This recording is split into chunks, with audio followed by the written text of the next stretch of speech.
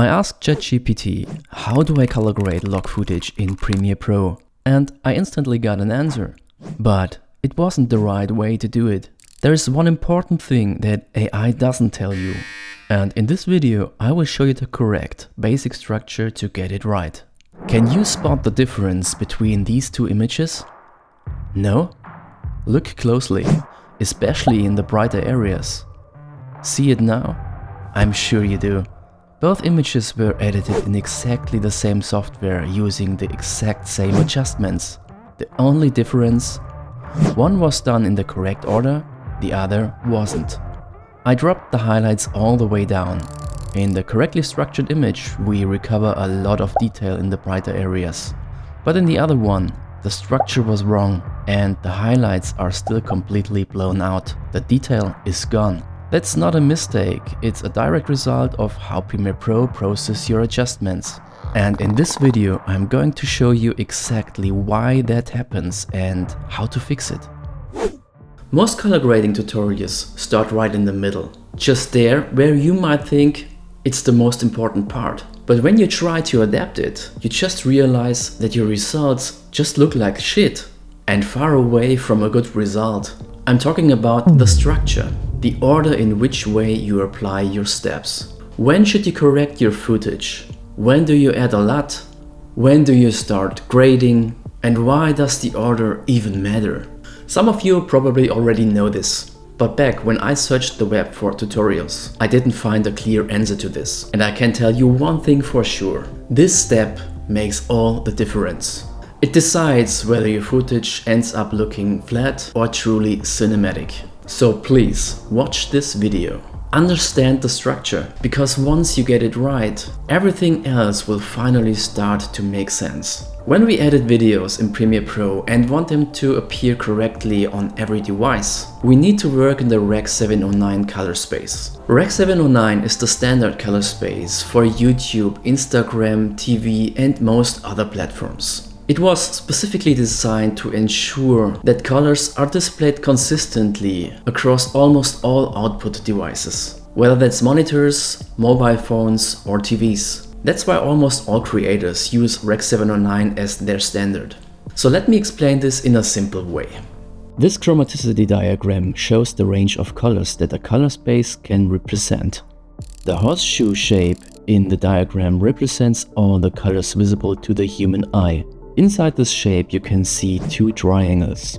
The larger red triangle shows the wide color range that a log profile like S-Log3 can capture, while the smaller blue triangle represents the reduced color range of Rec 709. So when we work with log footage, we actually have a lot more color information available, giving us far more possibilities when it comes to color correction and color grading. But to make sure these colors look correctly on all platforms and all other devices, we must convert our footage to Rec 709. And that's where using a proper conversion LUT comes in. This is exactly the key point we need to pay attention to when working with our footage if we want to get the full potential out of it. Premiere Pro processes the signal in a very specific way. From top to bottom in the effects panel and from bottom to top in the timeline. So what does this actually mean? When we correct footage, we have to be careful about the order in which we make our adjustments. To show you what I mean, I have a clip here in my timeline. First, I will desaturate the footage completely to turn it into black and white. I will do this by adding a lumetri color effect and pulling the saturation all the way down. Next, I will add another lumetri color effect to the same clip. As you can see, it appears under the first one. To make this clearer, I will rename the top lumetri instance to desat and the lower one to tint, because here I will make a strong adjustment to the tint slider to demonstrate the concept. Now let's increase the tint value to the maximum. And what happens? We get a very strong magenta tint over the entire image. Now pay attention to the way these layers get processed. Right now, Premiere processes from top to bottom. So first the desat effect and then the tint effect. To prove this, let's move the tint lumetri effect above the desat effect. And look what happens. Now the image stays black and white. This clearly shows that Premiere processed the top layer first and then moves down. The first effect applied affects everything that comes afterwards. This exact behavior also affects how your color correction works, especially when you're using a conversion LUT. If you apply a conversion LUT directly in your first Lumetri instance, you are immediately converting your log footage into Rec 709. That means you are already cutting down your dynamic range and color spectrum before you even start correcting anything. You are locking yourself into a very limited color space. And you lose the advantage of working with that wide, beautiful color range you captured. That's why you should always apply a correction LUT to a second Lumetri instance. Or even better, use an adjustment layer above your clip to handle the Rec 709 conversion separately. Then make your color correction and creative editing directly on the original footage underneath. If you don't pay attention to this, you're completely cutting off your dynamic range, and your footage will never look as good as it could. To make this even clearer, let me show you an example. I have a log clip here in my timeline without any adjustments applied yet. Now I'm going to show you the two correct ways to apply a correction LUT without losing any dynamic range. In this case, I shot this scene with my Sony Alpha 6700 in S-Log3 Cine. In both examples, the goal is to bring the footage properly in Rec 709 without restricting the dynamic range before we start editing. And remember, Premiere Pro processes adjustments from top to bottom in the effects panel and from bottom to top in the timeline. First way, adding a second Lumetri instance in the effects panel. I select my clip in the timeline, and if I look into the effects panel, I can see that there's already one single Lumetri color instance applied to the clip.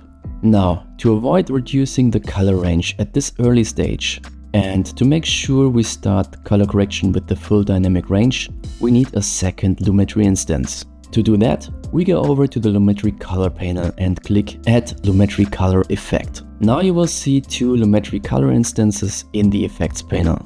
The first one, which was already there, and the second one that we just added. And here comes the most important part. We apply the correction LUT to the second Lumetri color instance. And we perform our color corrections like exposure, contrast and white balance in the first Lumetri instance. This way we are working with the full color and dynamic range of the footage before converting it into Rec 709. The second way, using an adjustment layer. The starting point is the same. I have an untouched log clip in the timeline. Now, instead of adding another Lumetri color effect directly onto the clip, I create an adjustment layer and place it above the clip in the timeline. And again, remember, Premiere Pro processes the timeline from bottom to top. If I now apply the correction LUT on the adjustment layer, it will be processed after the original clip. This means I am still working with the full dynamic range on the original footage underneath. And only after that, the Rec 709 conversion happens. This setup allows me to do my full color correction directly on the clip itself, without being limited by the conversion too early. By using either of these two methods, you make sure you are not cutting off any dynamic range or color information before you even start correcting and grading your footage. This is one of the key steps if you want to get the most out of your log footage and achieve the best possible color results. So what is the best order for your entire color correction and color grading process? Here you can see a log image recorded with a very flat color profile and a flat gamma curve. At this stage, it doesn't make sense to apply any corrections or grading. That's because our eyes simply aren't able to judge contrast, color, or balance accurately when looking at a log image. To work properly, we first need to convert this flat image into a Rec 709 version, with a more natural looking gamma curve and realistic contrast. To do that, we use correction LUTs. These LUTs mathematically transform the log profile into the Rec 709 color space. They give us a proper starting point, an image that looks closer to what we expect to see on most screens. So converting from log to Rec 709 is always the first logical step in your process. But here is the important part. This step should be done at the very last stage of your effect chain, either at the bottom of the effects panel or on an adjustment layer above your clip in the timeline.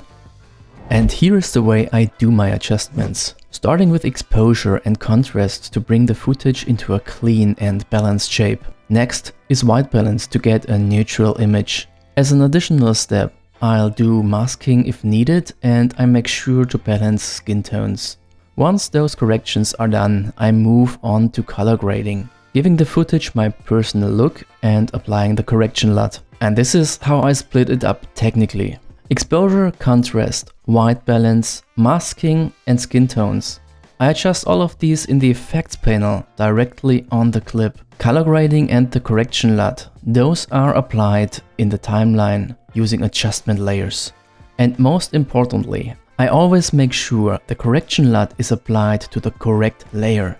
In my case, that means applying it on the adjustment layer above the original clip.